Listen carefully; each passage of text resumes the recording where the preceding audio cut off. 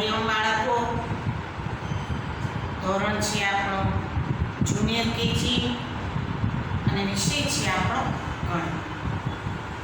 તો ગણિત વિષયમાં આપણે એકડેક લખવાનું ચાલુ કર્યું છે.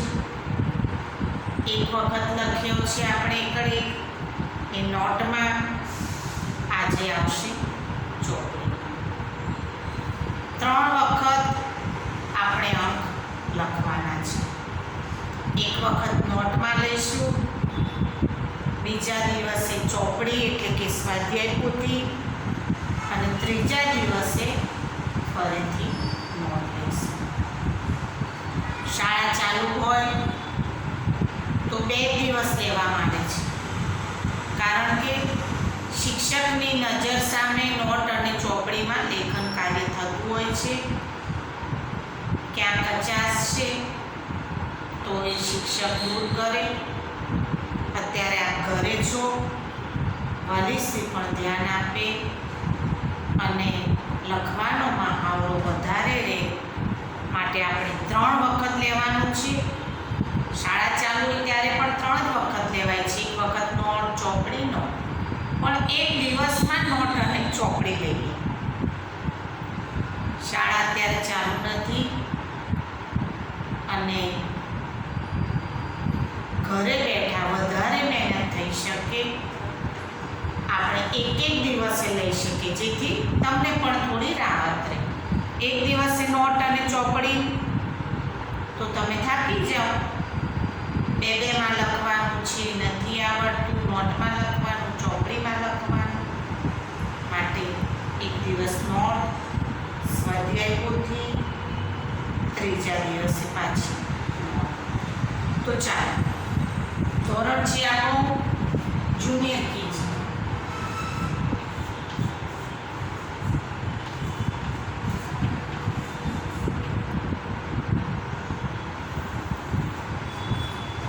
વિષય છે આપણો ગણિત.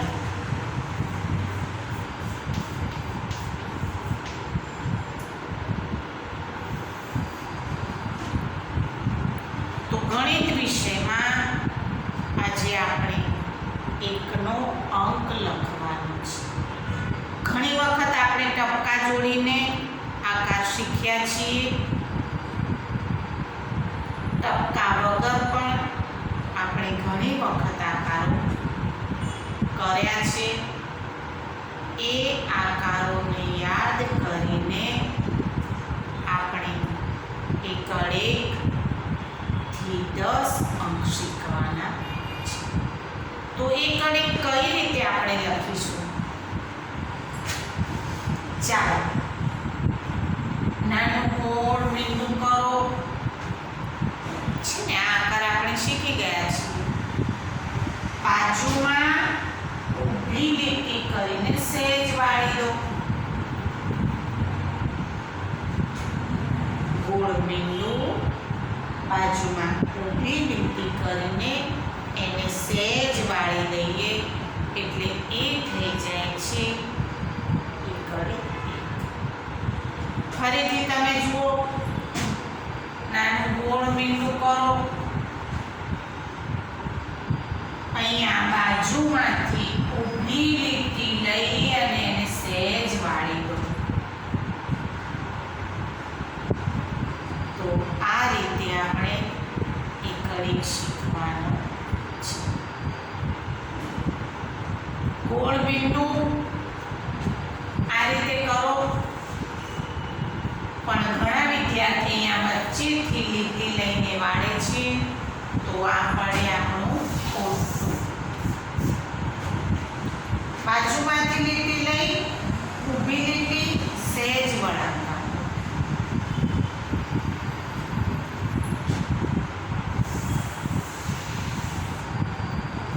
ગોળ બિંદુ કરો, અહીંયા બાજુમાંથી ઊભી લીટી લઈ સહેજ વળાંક આપો. અહીંયા અંદરથી આપણે આ સીધી લીટી લેવાની, એ થઈ જાય છે એકડેક. ફરીથી તમે જુઓ, ગોળ બિંદુ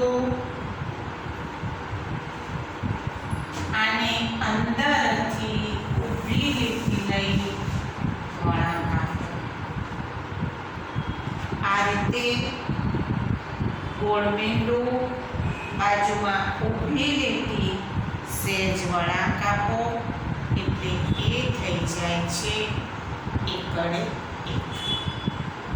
તો આજે આપણે બીજી વખત એકડે એક લખવાનો છે.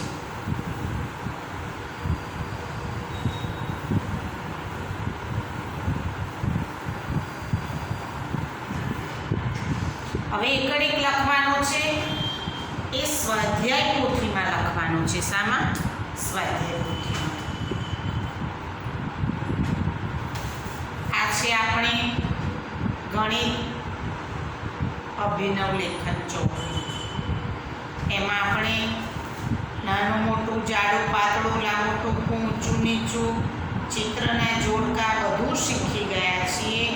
અને એના પછી આવે છે એકડે એક. તમે જુઓ કે વિદ્યાર્થીએ લખેલો છે એકડે એકડે અહીંયા અહીંયા અહીંયા ઉપર અહીંયા નીચે આ રીતે ખાનું છોડ્યા વગર એકડે લખવાનું છે. અહીંયા તારીખ પણ લખવાની, કઈ તારીખે આપણે એકડે એક લખવાનો છે એ પણ આપણે તારીખ લખવાની. નોટમાં ખાનું છોડીને લખવાનું, પણ જ્યારે સ્વાધ્યાય પોથીમાં આપણે લખવાનું કામ હોય તો એ પણ ખાનું છોડ્યા વગર આ રીતે એકડે લખવાનું છે. આજે આપણે ફક્ત ચોપડીમાં જ લખવાનું છે. શાળા ચાલુ હોય ત્યારે નોટ અને ચોપડી બંને આપવામાં આવે છે, પણ અત્યારે સમય તમે ઘરે છો, આવડે છે કે કેમ, માટે શાંતિથી ફક્ત ચોપડીમાં જ તમારે લખવાનું છે. એક વખત નોટ, એક વખત ચોપડી, પછી વખત નોટ. 3 દિવસ આપણે એક મૂળાક્ષર અને એક અંક પાછળ લેવાનો છે. એમ કરતાં આપણો હાથ બેસી જાય. તો આજે આપણે સ્વાધ્યાય પોથીમાં એકડે આ વર્ગકામ, ઘરકામ, વર્ગકામ, ઘરકામ. શાળા ચાલુ નથી માટે દરેકમાં તમારે જ લખવાનું છે. શાળા ચાલુ હોય ત્યારે મેમ વર્ગકામ કરાવે, ઘરકામ ઘરે કરવાનું. પણ હમણાં એ શક્ય નથી માટે દરેક ખાનામાં ઉપર અને નીચે એકડે લખવાનો છે. સરસ અક્ષર. તો આજે આપણે લેખન કાર્ય શામાં કરવાનું છે? સ્વાધ્યાય પોથીમાં. તો ચાલો સૌપ્રથમ આપણે લખીશું ધોરણ જૂને કેજી વિષય છે. તો બોલો અને એક લખો.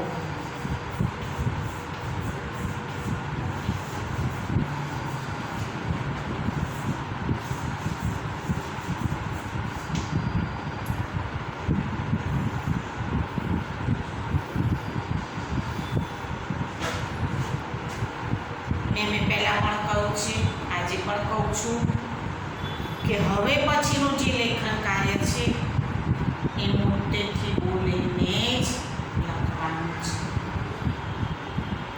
એક એક અંક લખતા જાઓ, મોટેથી બોલતા જાઓ, પણ મૂંગા મોઢે લેખન કાર્ય કરવાનું નહીં. તો ચાલો આપણે ચોરસ ખાનાવાળી નોટ બનાવીએ.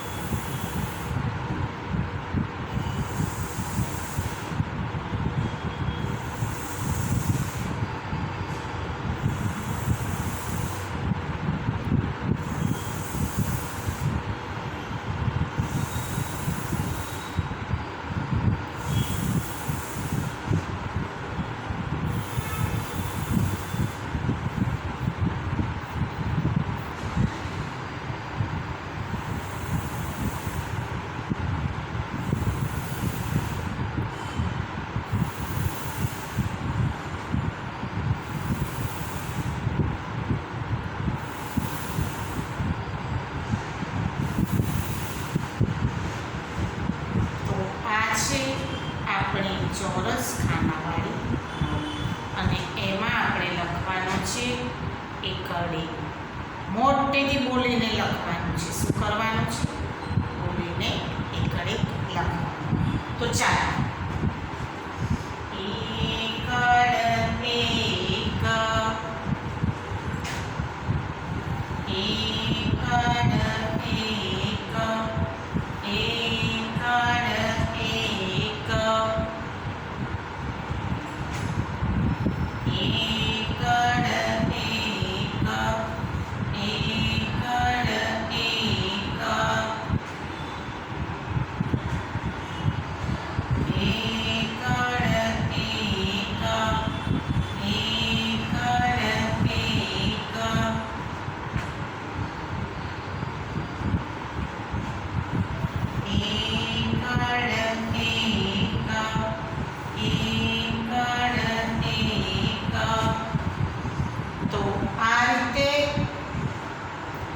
સ્વાધ્યાય પોથીમાં આજે આપણે ખાનું છોડ્યા વગર એકડી લખવાનો છે.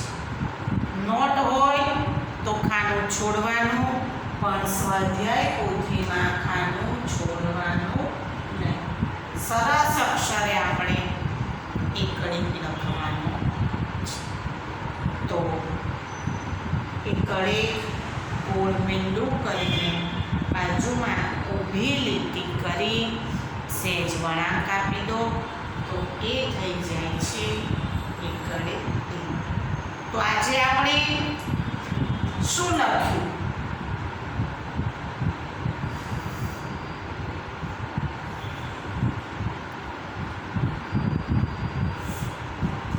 એકડે એક અને બાજુમાં એક મીંડું. 2 હોય તો 2, 3 હોય તો 3. સાથે સાથે ગણતરી પણ આપણે શીખવાની છે. ચાલો, એકડે આપણે લખતા શીખીએ છીએ, પણ મૌખિકમાં આપણને બોલતા પણ આવડવું જોઈએ. એકડેથી 10. અને એના માટે આપણે શું કરવાનું છે કે આપણી જે નોટ છે એ નોટના છેલ્લા પાના ઉપર લાઈનમાં ખાનું છોડ્યા વગર એકડીથી 10 પેનથી લખાવો. 1 2 3 4 5 6 7 8 9 10. ખાલી એક વખત પેનથી લખાવજો. જ્યારે આપણે રોજે રોજ લેખન કાર્ય કરીએ એના પહેલા અથવા તો પછી આંગળી રાખીને આપણે રોજે રોજ એનું વાંચન કરવાનું. 1 2 3 4 5 6 7 8 9 10. બસ આટલું આપણે રોજ કરવાનું. મોઢે પણ 1 થી 10 આવડી જાય, એની ઓળખ પણ થઈ જાય. મીંડા ગણવાના હોય, ચિત્ર ગણવાના હોય તો આપણે ચિત્ર ગણ્યા 1 2 3 4, પણ ચોગડ 4 કોને કહેવાય એ ત્યારે આવડે કે આપણે આ રોજે રોજ એનું વાંચન કરીએ. ચિત્ર આપ્યા છે 7.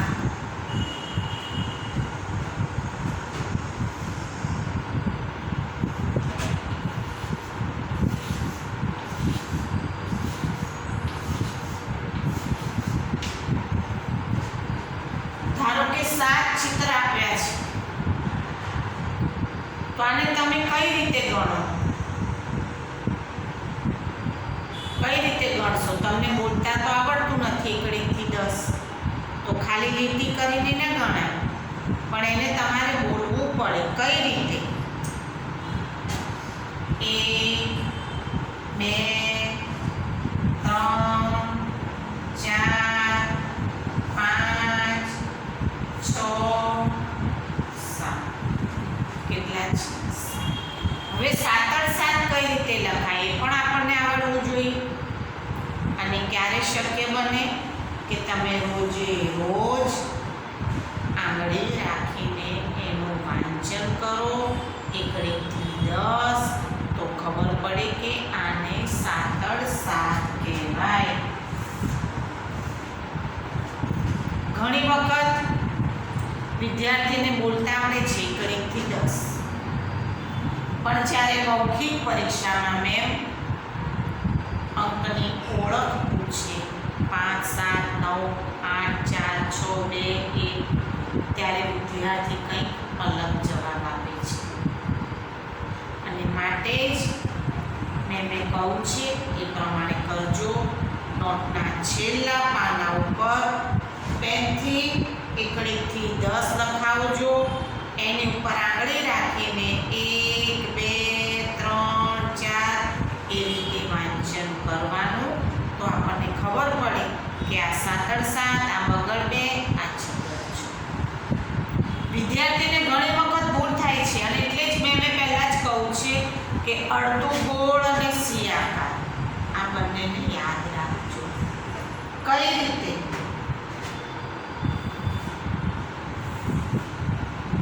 આકારોને આપણે યાદ કરવાના છે અને પછી જ બધું શીખવાનું છે. અડધું ગોળ સી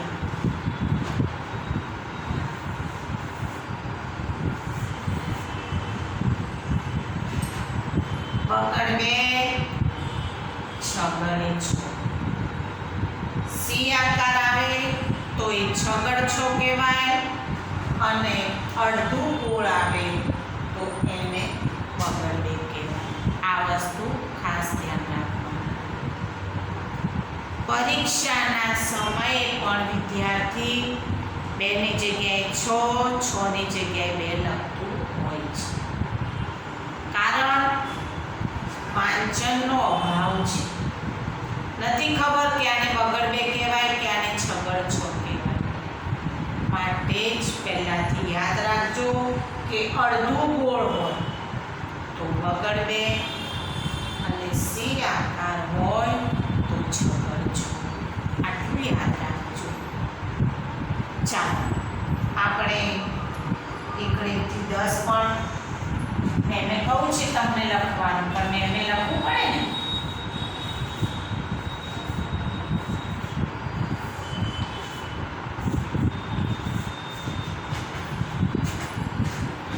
જે કામ હું તમને કહું છું એ પણ હું રોજે રોજ કરવાની છું.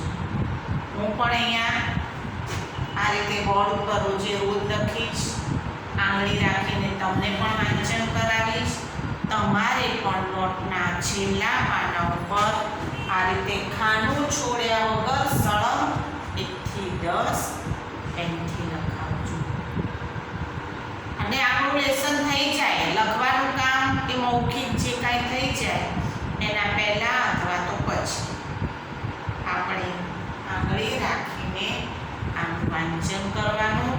એની ઓળખ થઈ જાય અને આપણને એકડીથી 10 મોઢે પણ બોલતા આવડી જાય. ચાલો.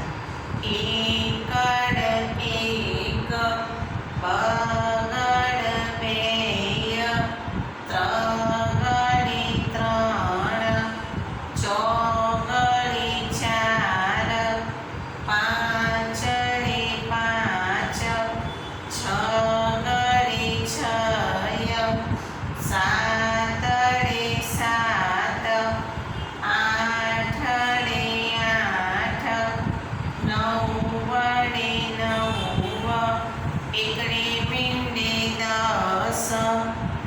તો આ રીતે આંગળી રાખીને એકડીથી 10 રોજે રોજ બોલવાનું છે. એનું વાંચન કરવાનું છે આપણે, જેથી કરીને એની ઓળખ થઈ જાય કે 2 અને 6 એમાં આપણે ભૂલ પડે. સાથે સાથે આપણે આંગળીઓની પણ ગણતરી કરવાની છે. રોજે રોજ આપણે આટલું તો કરવાનું જ છે. આપણું લેખન કાર્ય પૂરું થઈ જાય આપણે આપણી આંગળીઓ ગણવાની. અને જો આવડી જાય તો અદબ પાડીને ઘરના જે કોઈ સભ્ય ભણાવતા હોય એની પાસે એકડ 1, બગડ 2, ત્રગડ 3, ચોગડ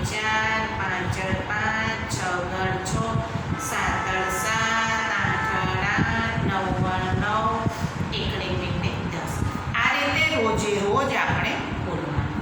વાલીશ્રીને પણ કહું છું કે વિદ્યાર્થી પાસે લેખન કાર્ય થઈ જાય અથવા તો પછી કે પહેલાં અદબ વાળીને 1 થી 10 બોલાવવાની ટેવ પાડજો. એની સાથે સાથે આંગળી રાખીને પણ એની પાસે વાંચન કરાવજો, જેથી કરીને કહું કે પરીક્ષા સુધી, પરીક્ષામાં પણ આ ભૂલ થતી હોય છે. બગડ બેની જગ્યાએ છગડછો, છગડછોની જગ્યાએ બગડ. આ બધી ભૂલો ના થાય માટે આપણે પહેલાંથી ધ્યાન આપવાનું. ચાલો, આંગળીઓ કેટલી છે આપણી? 10. એક હાથની 5, બીજા હાથની 5. બંને ભેગી કરીએ તો 10 થઈ જાય. ચાલો, 1, 2, 3, 4, 5, 6, 7, 8, 9 અને 10. કેટલી આંગળીઓ છે? 10. આપણે શું શીખવાનું છે? 1 થી 10. તો આજે આપણે અભિનવ ગણિત લેખન જે ચોપડી છે એમાં 1 સરસ અક્ષરે લખવાનું છે. કેવા અક્ષરે? સરસ. આગળ આપણે ઘણું બધું શીખી ગયા છીએ. તો આ રીતે સ્વાધ્યાય પોથીમાં તારીખ પણ લખવાની છે. વર્ગકામ, ઘરકામ, વર્ગકામ, ઘરકામ ખાનું છોડ્યા વગર એકડી લખવાનું છે. તો ચાલો મોટેથી બોલીને આપણે લખીશું 1 સરસ અક્ષર. નોટ હોય તો ખાનું છોડવાનું, પણ સ્વાધ્યાય પોથીમાં ખાનું છોડવાનું નહીં. તમારે શું કરવાનું છે? ગોળ મીંડું, બાજુમાં ઊભી લીટી, સહેજ વળાંક. આ રીતે બોલીને લેખન કાર્ય કરવાનું. ગોળ મીંડું, બાજુમાં ઊભી લીટી, સહેજ વળાંક. 1 ગોળ મીંડું, બાજુમાં ઊભી લીટી, સહેજ વળાંક. 1 આ રીતે બોલીને પણ તમે લેખન કાર્ય કરજો. તો સ્વાધ્યાય પોથીમાં અભિનવ ગણિત લેખનની ચોપડીમાં એમાં જે ગણિત ખાનું છોડ્યા વગર તારીખ લખીને સરસ અક્ષરે આપણે લખવાનું છે. તે શિક્ષક ગમે ત્યારે તમારી નોટ અને ચોપડી જોવા મંગાવશે અને પછી એમાંથી તમારા માર્ક્સ મૂકવાના થશે. માટે પહેલાંથી જ સારા અક્ષરે, બહુ મોટા નહીં, નાના નહીં અને વ્યવસ્થિત રીતે 1 અંક લખજો. શિક્ષક તમારી નોટ અને ચોપડી જરૂરથી મંગાવશે. અમને પણ ખબર પડી કે અમે જે કરીએ છીએ અમારા વિદ્યાર્થીઓ કરે છે કે કેમ. તો ચાલો